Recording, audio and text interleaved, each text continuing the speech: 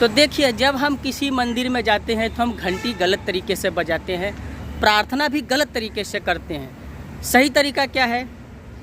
एक एग्जाम्पल समझिए, पहले उदाहरण आप समझ लीजिए। अगर आप किसी के घर जाते हैं, जय श्री राम दोस्तों, मॉर्निंग की शुरुआत हो चुकी है प्रभु श्री रामचंद्र जी का नाम लेकर। और आज बारिश नहीं है, फिर भी छाता लेके निकला हूँ मैं और जा रहा हूँ ऑफिस, काम पर जा रहा हूँ। और बारिश का कुछ भरोसा नहीं है, कभी भी आ सकता है। आसमान एकदम देखिए खुला है, धूप भी एकदम निकला हुआ है। देखिए आसमान जो है, ऊपर बादल जो है कहीं नज़र नहीं आ रहे हैं। सब ये बादल जो है ये सब बारिश हो चुका है इसमें से। और धूप देखिए, धूप निकला हुआ है। तो हम अभी जा रहे हैं, काम पर जा रहे हैं दोस्तों। कर्म करना बहुत ही ज़रूरी है। यही सब कर्म है कि सुबह उठिए, काम पर जाइए, 2 पैसे कमाइए। तभी गए थे प्रभु श्री हनुमान जी के मंदिर, हमने दर्शन किया। वहाँ पे हमने ऑब्जर्व किया, निरीक्षण किया वहाँ पे कि भक्तगण जो आते हैं मंदिर में दर्शन करते हैं, भक्तगण आते हैं मंदिर में दर्शन करते हैं, प्रभु श्री हनुमान जी का आशीर्वाद लेते हैं। वहीं पे शनिदेव महाराज जी हैं, शनिदेव जी हैं, उन पर तेल चढ़ाते हैं। अपनी सामर्थ्य के अनुसार सब सेवा भाव सब प्रकट करते हैं। लेकिन थोड़ी सी गलतियाँ भी हो जाती हैं, थोड़ी नहीं बहुत भारी गलती हो जाती है लोगों से, क्योंकि अज्ञानी है, समझ नहीं है, और जो जैसा लोग बताते हैं उस हिसाब से वह सब करते जाते हैं। तो जब भी आप मंदिर में जाएं, किसी भी मंदिर में जाएं, दर्शन करने के लिए जाएं, तो आप जो घंटी बजाते हैं वह गलत तरीके से बजाते हैं, और आप जो प्रार्थना करते हैं वह भी गलत तरीके से करते हैं। तो चलिए हम आपको आज बताते हैं कि वह सब सही तरीका क्या है। यकीनन मानिए, आपको यह मैं जो बताऊंगा ना, आप सचमुच कमेंट बॉक्स में लिखेंगे ये सही तरीका है। हम किसी बाबाओं के चक्कर में नहीं पड़ते, अंधविश्वास के में हम नहीं पड़ते। जो अंधविश्वास है, कोई बाबा प्रवचन दे रहा है, ये कर रहा है, वो नहीं। हम सिर्फ वेद पुराणों में जो लिखी हुई बातें हैं, जो कही गई बातें हैं, हम वही करते हैं। आप लोगों को सबको पता है कि गोस्वामी तुलसीदास ने रामचरितमानस की रचना की थी। तुलसीदास जी ने श्री हनुमान चालीसा की भी रचना की थी। तुलसीदास जी को अकबर ने, जो अकबर था वह उनको कैद कर लिया और तुलसीदास जी को जेल में डाल दिया, कारागार में डाल दिया। और 40 दिनों तक एक एक चौपाई, जय हनुमान ज्ञान गुण सागर, ऐसा करके लास्ट तक एक एक चौपाई तुलसीदास जी ने लिखा था। और उनको एक एक चौपाई लिखने में 40 दिन लगा था। 40 डेज उनको लगे थे एक एक चौपाई लिखने में।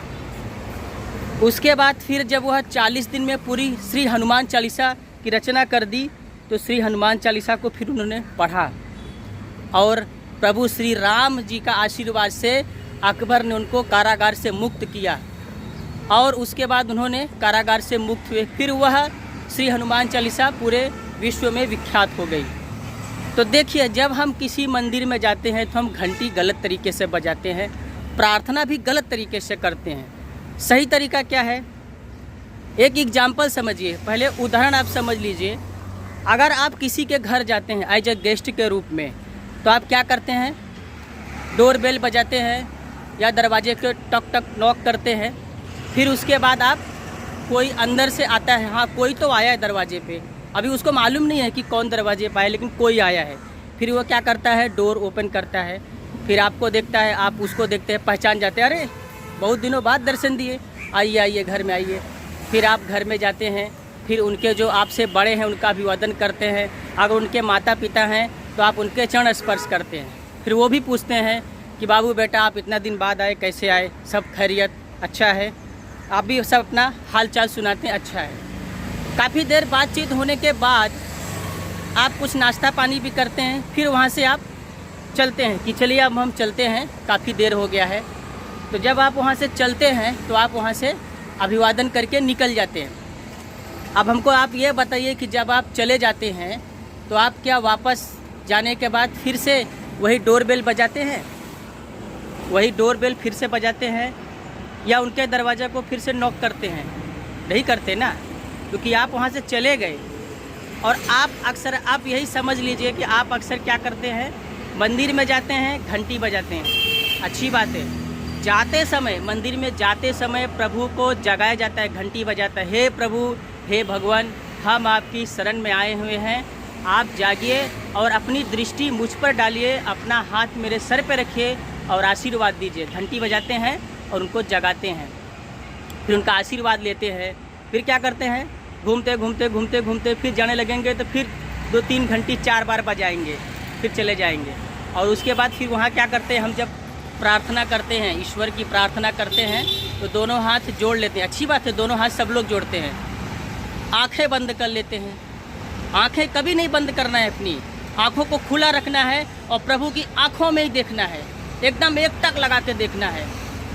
जब आप प्रभु की आंखों में अपनी आंखें डाल के बात करेंगे, मन से बातें करेंगे, तो आपके अंदर एक एनर्जी जागृत होगी, एक ऊर्जा जागृत होगी, आप स्वयं महसूस करेंगे। आप जब भी जाइएगा यह ध्यान जरूर दीजिएगा। आपको आंखें खुली रखना है और प्रभु की आंखों में देखकर मन से बातें करना है। आपकी जो विनती है, जो भी जैसा भी आपका है, प्रभु से बातें करना है। बातें होने के बाद आप रिटर्न आ जाइए, लेकिन दोबारा घंटी मत बजाइएगा। आप वापस मंदिर से आते समय घंटी को मत बजाइएगा। उसी प्रकार जिस प्रकार हम किसी के घर से विदाई लेते हैं कि मैं जा रहा हूँ, तो जाते समय हम डोर बेल नहीं बजाते हैं, दरवाजे के नॉक नहीं करते हैं, उसी प्रकार घंटी भी मत बजाइएगा।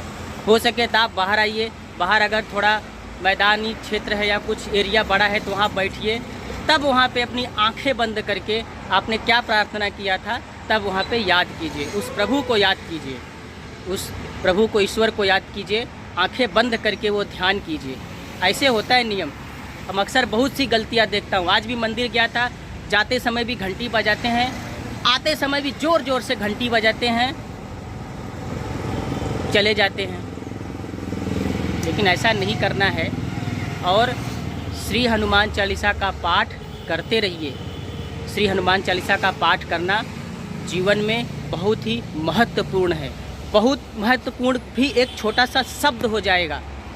बहुत ही महत्वपूर्ण, मतलब बहुत ही महत्वपूर्ण है, आप समझ लीजिए। तो श्री हनुमान चालीसा का पाठ आप करते रहिए और कमेंट बॉक्स में जय श्री राम जरूर लिख दीजिएगा। और अभी हम चल रहे हैं, काम पर निकलता हूँ।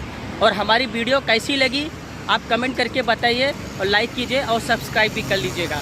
जय श्री राम।